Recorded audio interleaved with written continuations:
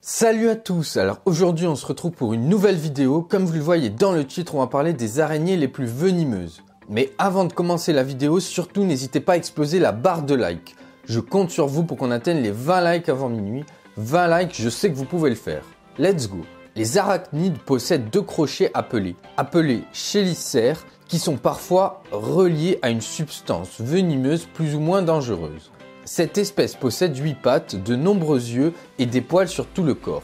Sa présence est indésirable pour bon nombre d'entre nous. La plupart du temps, les araignées construisent des toiles en soie très adhésives qui permettent d'attraper facilement des proies ou se cachent dans des terriers.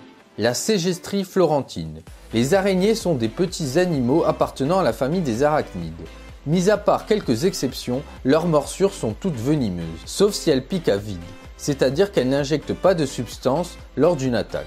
Si elles chassent des insectes ou des rongeurs, elles évitent la présence de l'homme et c'est tant mieux pour nous. Pour commencer, voici la Ségestrie florentine, une espèce européenne qui laisse des marques rougeâtres sur la peau. L'araignée jaune. Cette araignée est très présente dans les habitations au Canada. Cette espèce est de couleur jaune, d'où son nom. Et son abdomen peut changer de couleur selon sa nourriture. Contrairement à ses cousines, elle ne tisse pas de toile, mais chasse la nuit. Elle mord ses proies. Comme elle aime les espaces sombres et assez étroits, elle se réfugie parfois entre les couvertures d'un lit, ce qui explique les rougeurs que les Canadiens peuvent avoir au réveil. Elle n'est pas dangereuse, mais sa morsure laisse quelques traces sur la peau, cause de démangeaisons et de brûlures. L'araignée Goliath. L'araignée Goliath est la plus grande espèce de mygale découverte à ce jour, avec 30 cm d'envergure pour un poids de 140 grammes. Son habitat naturel est en Amérique du Sud, Brésil, Venezuela par exemple. Son venin est neurotoxique, c'est-à-dire qu'il est capable d'empoisonner le système nerveux.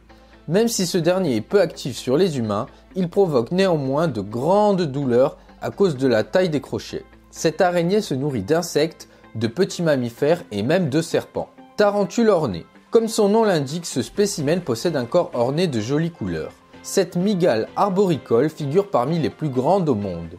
23 cm environ. Les tarentules de ce genre sont connues pour être agressives et venimeuses. Une morsure peut causer des douleurs musculaires, des nausées ou encore de la fièvre.